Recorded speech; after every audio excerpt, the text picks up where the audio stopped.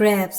कहानी की शुरुआत में हम एक लड़के और उसकी गर्लफ्रेंड को देखते हैं जो कि एक बीच के किनारे इंटीमेट हो रहे थे। दोनों इस टाइम वहाँ अकेले होते हैं। इंटीमेट होते वक्त उस लड़की को उनके पास एक अजीब सा क्रैब यानी कि केकड़ा दिखाई देता है जो कि एक फिश के शेप का था। उस लड़की को वो काफी अजीब लगता है। इसके बाद वो उसे उठाकर देखने लगती है। उन दोनों को लग रहा था कि ये शायद मर गया होगा, इस वजह से वो उसके साथ फोटोज लेने लगते हैं। लेकिन तभी वो केकड़ा उठ जाता है और उस लड़के के मुंह पर चिपक जाता है। इस वजह से लड़के के चेहरे से काफी खून बहने लगता है। लड़की उसे हटाने की काफी कोशिश करती है लेकिन वो साथ ही साथ उससे डर भी रही थी। इसके बाद वो एक पत्थर से उसे मारने की कोशिश करती है, लेकिन जैसे ही वो पत्थर उस पर मारती है वो वहाँ से हट जाता है और वो पत्थर अपने बॉयफ्रेंड को मार देती है। इससे उसकी मौके पर ही मौत हो जाती है। ये देखकर वो काफी घबरा जाती है और तभी वो केकड़ा उस पर भी हमला कर देता है। अब सीन यहाँ पर शिफ्ट होता है और हम एक लड़के फिलिप और उसकी फ्रेंड मैडी को देखते हैं। यहाँ पता चलता है कि फिलिप के पैर पैरालाइज है, जिस वजह से वो एक व्हील चेयर का यूज करता है।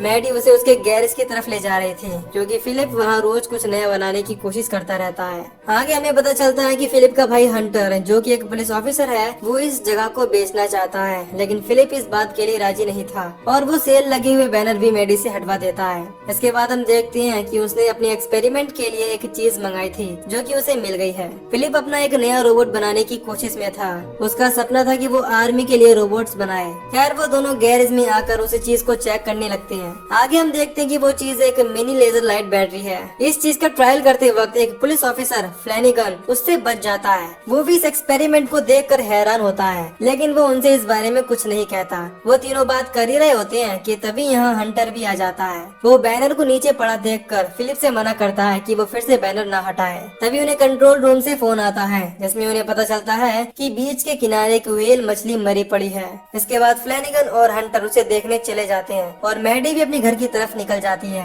आगे हम देखते हैं कि व्हेल की हालत काफी खराब है। देखने से लग रहा था कि किसी ने उसे बुरी तरह खाकर पानी से बाहर कर दिया है। उन दोनों को उसके पास से काफी बदबू आ रही थी। हंटर को शक होता है कि ये एलियंस का काम है। उन्हें लगने लगता है कि पानी में कुछ अजीब चीज जरूर है, इसने एक व्हेल का ये हाल किया है। इसके बाद वो दोनों तरफ देखने के लिए चले जाते हैं। अगले सीन में हम देखते हैं कि अब वो दोनों भाई अलग अलग वैन में रहते हैं, यानी उनके पास अपना घर नहीं है, अब से यही उनका घर है। हंटर ऑफिस जाते वक्त पिज्जा का एक टुकड़ा बाहर फेंक देता है। फिर हम देखते हैं कि एक केकड़ा वहाँ आकर उसे ले जाता है। आगे हम फिलिप को देखते हैं जो अपने स्कूल आया होता है। उसे बाहर मैडी मिल जाती है जिसके साथ वो अंदर आ जाता है। अपने बायोलॉजी की क्लास में उन्हें एक बिल्ली की डेड बॉडी पर प्रैक्टिकल करना था। उनकी टीचर और कोई नहीं मैडी की मॉम मैन रैथ ही होती है। क्लास खत्म होने के बाद फिलिप को उसका फ्रेंड राडू मिलता है। वो मैडी को अपने साथ डेट पर चलने को कहता है। असल में कल उनके स्कूल में एक पार्टी होती है, लेकिन वो उसे बताती है कि उसने फिलिप के साथ पहले ही डेट बुक कर दी है। दूसरी तरफ हंटर को बीच पर एक कंकाल का हाथ मिलता है। हम समझ जाते हैं कि ये उसी लड़के का हाथ है जिसे हम मूवी के शुरू में देख चुके हैं। फिर वो खून के निशानों का पीछा करते हुए एक गुफा में आ जाते हैं। हंटर उसमें अकेला ही जाता है जबकि फ्लैनिगन बाहर खड़ा होकर सिगरेट पीने लगता है।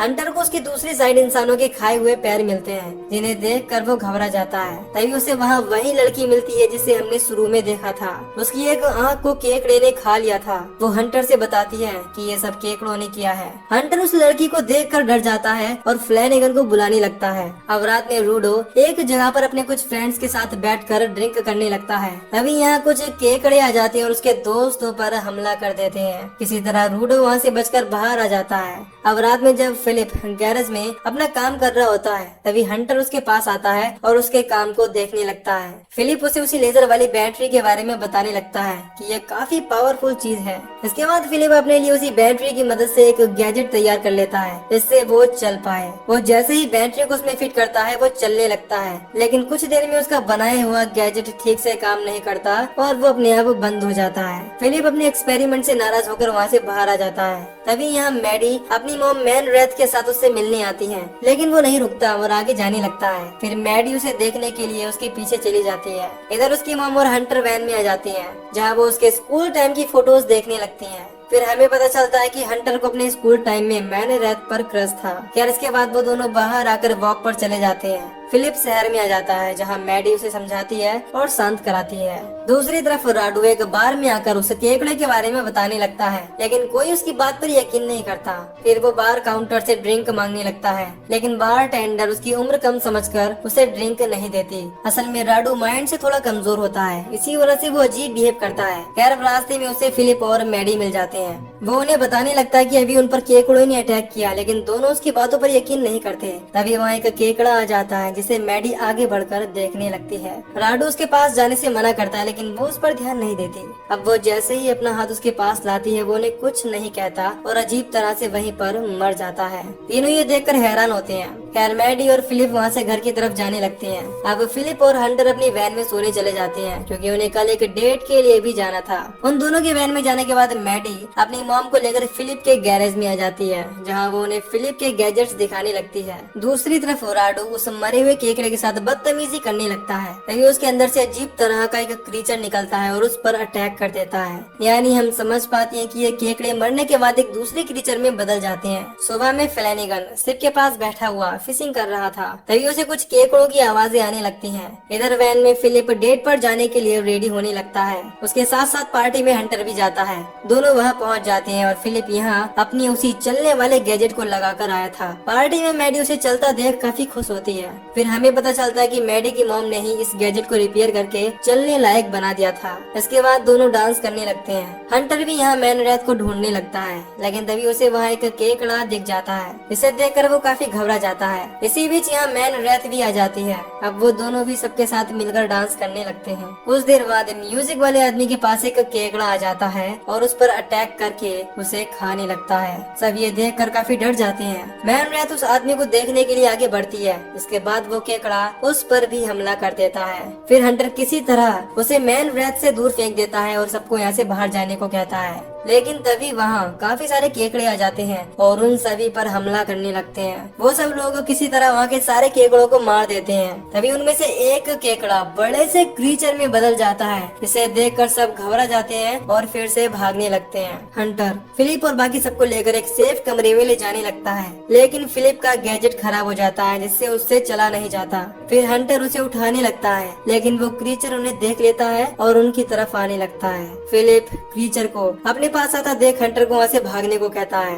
लेकिन हंटर उसे छोड़कर नहीं जाता और क्रीचर के सामने आकर खड़ा हो जाता है। अब क्रीचर उस पर अटैक करने ही वाला था, तभी वहाँ राडू आ जाता है और अपनी तलवार से अटैक करके उस क्रीचर को मार डालता है। असल में राडू पिछली रात क्रीचर के हमले से बच गया था और यहाँ वो अब अपने दोस्तों को बचाने के लिए आ गया। खैर इसके बाद वो स्कूल की लैब में आ जाते हैं, जहाँ मैन रैथ उस क्रीचर के बारे में पता लगाने लगती है कि आखिर वो चीज है क्या। उन्हें चेक करने पर पता चलता है कि ये काफी पुराने वक्त के केकड़े हैं और इस तरह के केकड़ों में काफी रेडिएशन है, इसी वजह से ये इतने खतरनाक हैं। इसके बाद हंटर भी उन्हें कल वाले हादसे के बारे में बताने लगता है, जो कि एक व्हेल के साथ हुआ था। इसके बाद हमें पता चलता है कि ये क्रीचर 3 तरह के हैं। पहले जो केकड़ों की तरह दिखते हैं, दूसरे जो इंसान के साइज के हैं और आखिर में तीसरे जिन्होंने व्हेल को खाया था और वो साइज में काफी ज्यादा बड़े हैं। इसके बाद हम देखते हैं कि पूरे शहर में इन क्रीचर्स ने आतंक मचा रखा है। इससे काफी लोग मारे जा रहे हैं और वो लोगों को बुरी तरह मारकर खा रहे हैं। अब हंटर उन सबको गैरेज के पास छोड़ देता है और खुद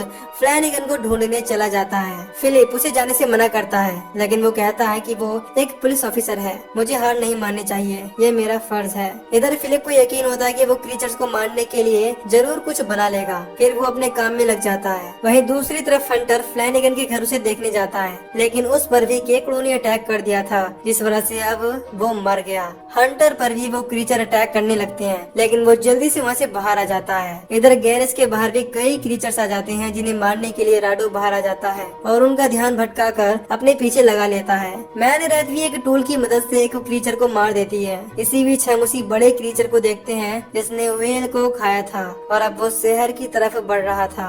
सुबह होने तक फिलिप एक काफी बड़ा रोबोट बना देता है, जिससे वो बड़े वाले क्रीचर को मार पाए। फिलिप खुद ही अपने उस रोबोट के अंदर बैठकर उसे चला रहा था। खैर अब वो उसी क्रीचर के पास जाकर उससे फाइट करने लगता है। वो क्रीचर भी काफी पावरफुल था, इस वजह से वो जल्दी नहीं मरता। वो उस रोबोट का एक एक हाथ तोड़ देता है, जिसके बाद फिलिप अपने रोबोट की तलवार लेकर उस पर अटैक करने लगता है और उसका भी एक हाथ तोड़ देता है। अब क्रीचर काफी गुस्से में आ जाता है और रोबोट को नीचे गिरा देता है, लेकिन तभी वहाँ हंटर अपनी कार लेकर आ जाता है और कार को चलता हुआ छोड़कर पहाड़ी से क्रीचर के ऊपर हिट कर देता है। इससे वो क्रीचर से हिट होकर ब्लास्ट हो जाती है। इससे फिलिप को टाइम मिल जाता है और वो उसी बैटरी की मदद से लेजर एक्टिवेट करके उस क्रीचर को एक ही बार में मार देता है। सब ये देखकर काफी खुश होते हैं कि फिलिप के रोबोट ने क्रीचर को मार दिया। मैडी भी यहाँ से किस करती है क्योंकि ये दोनों एक दूसरे को